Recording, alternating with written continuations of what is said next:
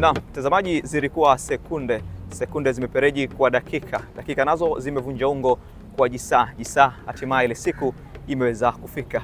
Ni siku ambayo ilikuwa inasubiriwa na Watanzania wengi, lakini shauku kubwa ilikuwa ni kwa wakazi wa jiji la Mwanza. Hii ni baada ya leo hii Juni 19 Rais wa Jamhuri ya Muungano wa Tanzania Samia Suluhu Hassan akiongoza maelfu ya wakazi wa jiji la Mwanza na viunga vyake kuweza kushuhudia uzinduzi rasmi wa daraja la JP Magufuli ama daraja la Kigongo Busisi ambalo limejengwa kwa fedha za ndani. Takriban bilioni 700 zimetumika katika kujenga daraja hili la Kigongo Busisi. Kile ambacho ukifahamu, daraja hili la JP Magufuli ama Kigongo Busisi, daraja la kwanza kwa ukubwa katika ukanda huu wa Afrika Mashariki na Kati, lakini kubwa zaidi ni daraja la 6 kwa urefu katika ukanda mzima wa Afrika. Hivyo unaweza kuona picha ni kwa namna gani daraja hili linaenda kugusa maisha ya watu wengi, sio tu wa Tanzania ambao watanufaika, lakini hata nchi jirani pia zinaenda kunufaika kutokana na ujenzi wa daraja hili kukamilika. Nchi kama Rwanda, nchi kama Burundi, nchi kama Uganda nazo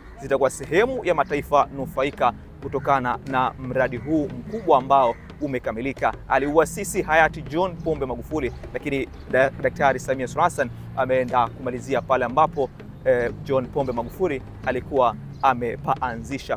Mwananchi imezungumza na wakazi na wananchi mbalimbali katika jiji la Mwanza katika kada tofauti kuweza kusikia maoni, hisia zao, hamu na ghamu baada ya daraja hili kuweza kufunguliwa. Kiukweli shauku yao ilikuwa ni kubwa sana. Rais Samia katika uzinduzi huu aliambatana na viongozi mbalimbali wa kiserikali pamoja na wa kitaifa katika kuweka jiwe la msingi katika daraja hili la Kigongo Busisi. Na hii ndi taarifa kubwa kwa siku ya leo, na ukubwa wa taarifa hii ni kutokana na ujenzi wa daraja hili ambao umegharimu kama nilivyokuambia bilioni 700. Si jambo dogo, zote zimepatikana kwa fedha za ndani, yani mapato ya ndani, kodi za Watanzania. Hii ndio habari kubwa ambayo tupo nayo ndani ya siku ya leo. Lakini katika habari za michezo ni kupe dondoo tu.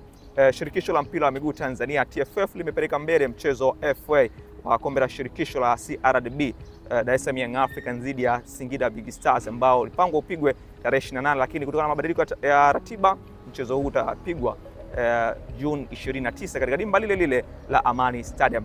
Habari za burudani si zangu, mwenyewe atakuja kuwapa taarifa. Yes bana, kwenye burudani tuko na story mobu, lakini kubwa zaidi ni kuhusiana na msambazaji wa kazi za wasanii kidigitali MX Cutters ambaye alishtumiwa na msanii wa Bongo Flava Billnass, lakini pia ujumbe wa Billnass ulisapotiwa na wasanii wengi akiwepo mdau wa sanaa MC Gara kuhusiana na dhuluma kwa msambazaji huyo hapo kwa wasanii wengine. So tumepiga story nyingi sana mwanasheria wa msambazaji huyo hapo na amefunguka mengi sana. Mpaka sasa hivi kuna madai ambayo yapo mahakamani kuhusiana na msanii Billnass kuhitajika kulipa kiasi cha pesa cha milioni 157, lakini pia kwa upande wa MC Gabi ameombwa alipe kama fidia kiasi cha pesa cha shilingi milioni 52. So kwa undani wa taarifa hiyo hapo unaweza kuipata kupitia Mwana Click, lakini pia ukitembelea tovuti zetu www.mwananchi.co.tz. Halish boy Superfiko Felix Sudi. Na mtazamaji, na hizo ndo kubwa za siku ambazo tupo nazo katika tovuti zetu za Mwananchi, lakini pia kubwa zaidi katika Mwana Click. Kwa heri na waga, msiseme na wakimbia. Naitwa Mlanzi, niweke mara pema moyoni. Asante.